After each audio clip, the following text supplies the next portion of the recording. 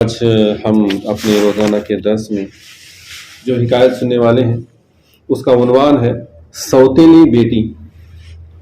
حضرت یحییٰ علیہ السلام کے زمانے میں ایک بادشاہ تھا جس کی بیوی کسی قدر بوڑھیا تھی، اور اس بوڑھیا کے پہلے شوہر سے اسے ایک نوجوان لڑکی تھی۔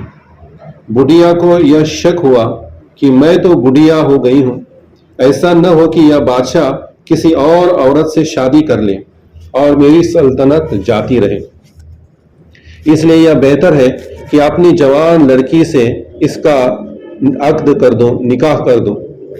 اس خیال سے ایک دن شادی کا انتظام کر کے حضرت یحییٰ علیہ السلام کو بلا کر پوچھا کہ میرا یہ ارادہ ہے، تو حضرت یحییٰ علیہ السلام نے فرمایا کہ یہ نکاح حرام ہے، جائز نہیں ہے۔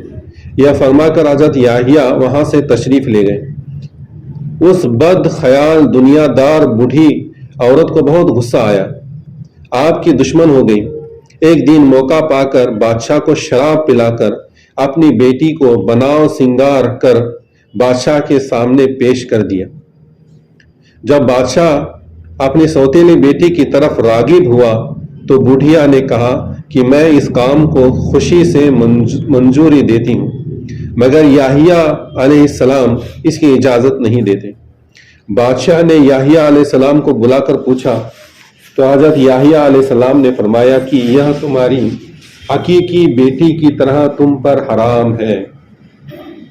بادشاہ نے جلاد کو حکم دیا کہ یحییٰ کو ذبح کر دو۔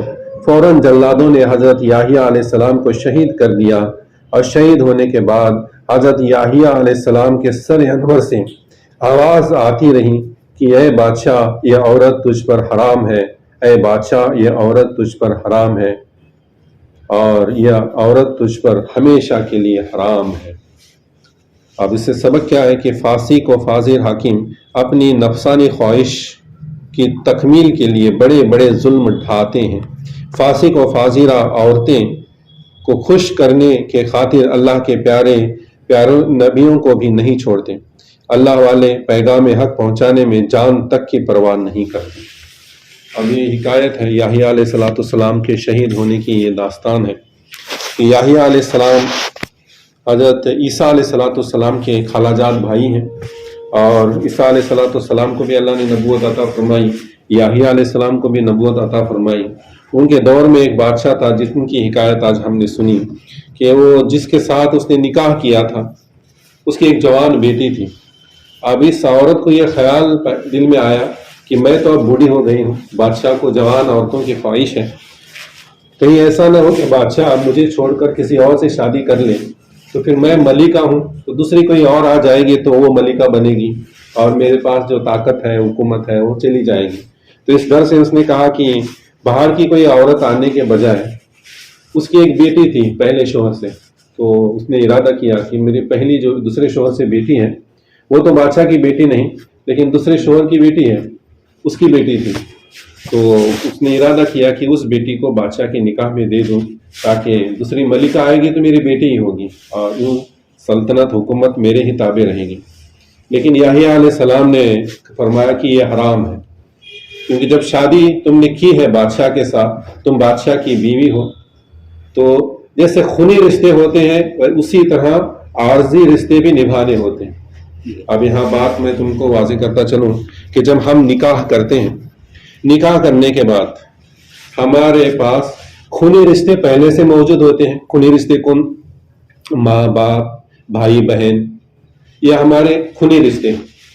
لیکن جب شادی کرتے ہیں تو اس کی نکاح کے عقد کے بعد، نکاح کیسے ہوتا ہے؟ اللہ کے نام پر ایک عورت ہمارے لیے حلال ہو جاتی ہے، یا ایک عورت کے لیے ایک مرد حلال ہو جاتا ہے، عورت اور مرد کا رشتہ بنتا ہے۔ تو یہاں پر عارضی رشتے بنتے ہیں، یعنی اللہ کے نام پر جب رشتہ ہم قبول کرتے ہیں تو جو رشتے بنتے ہیں انہیں عارضی رشتے کہا جاتا ہے۔ اس کے اندر کون سا آتا ہے؟ ساس سسر، سالہ سالی، اور دیور اور ننند۔ تو فرمایا جاتا ہے کہ جس طرح ماں باپ بھائی بہن کی حرمت ہے، بالکل اسی طرح ساس سسر، سالہ سالی اور دیور ننند، ان کی بھی حرمت ہے۔ ان رشتوں کو نبھانا ہے۔ جب ہم خطبہ کا نکاح پڑھتے ہیں تو اس میں جو 4 آیتیں پڑھی جاتی ہیں ان میں یہی سبق دیا جاتا ہے کہ اے لوگوں اللہ سے ڈرو جس کے نام پر تم مانگتے ہو، جس کے نام پر تم نے نکاح کیا ہے. اب اصلی رشتوں کے ساتھ تمہیں یہ عارضی رشتے اسے بھی نبھانا ہے. تم انسان ہو، انسان کی طرح رہو. خطبے میں ہمیں پیغام کیا دیا جاتا ہے کہ تم انسان ہو، تم نے اللہ کے نام پر نکاح کیا ہے، انسان کی طرح رہو، رشتوں کا ادب رکھو، رشتوں کا لحاظ رکھو. جانور کیا کرتے ہیں؟ ان کے پاس رشتوں کا لحاظ نہیں ہوتا. ہم دیکھتے ہیں، ہم نے اپنی آنکھوں سے دیکھا ہے کہ جانور جو ہے کسی رشتے کا لحاظ نہیں رکھتے، نہ ماں کا، نہ بہن کا، نہ بھائی کا. صرف ایک اونٹ ایک ایسا جانور ہے جو اپنی ماں کو پہچانتا ہے. تو ہمیں فرمایا جاتا ہے کہ تم انسان ہو، انسان کی طرح رہو. تو یہ عورت اپنی بیٹی کو ملکہ بنانے کی خواہش میں اپنی بیٹی بادشاہ کے نکاح میں دینا چاہتی تھی. تو یحییٰ علیہ السلام نے فرمایا کہ یہ حرام ہے. اور جب انہوں نے یہ اچھی بات اس بادشاہ کو سنائی، کہا کہ تو جو کرنے جا رہا ہے وہ گناہ کا کام کرنے جا رہا ہے، اس گناہ کے کام سے رک اور چھوڑ دے اس ارادے کو. تو اسے گناہ سے روکا تو بادشاہ کو غصہ آیا اور بادشاہ نے یحییٰ علیہ السلام کو ذبح کرنے کا حکم دیا اور ان کے سر کو جو ہے کاٹا گیا اور یحییٰ علیہ السلام شہید ہوئے. تو ان کی شہادت کی داستان تھی. ہمارے لیے درس یہ ہے کہ ہم انسان ہیں تو انسان کی طرح ہمیں رہنا چاہیے، ہر رشتے کا ادب اور لحاظ رکھنا چاہیے. جس طرح خونی رشتوں کی حرمت ہے ماں باپ بھائی بہن کی، اسی طرح ساس سسر سالہ سالی اور دیور اور ننند، ان رشتوں کا بھی ہمیں لحاظ رکھنا ہے. بہرحال اللہ تبارک و تعالیٰ سے دعا ہے کہ اللہ تعالیٰ ہمیں ان باتوں کو سمجھ کر اس پر عمل کرنے کی توفیق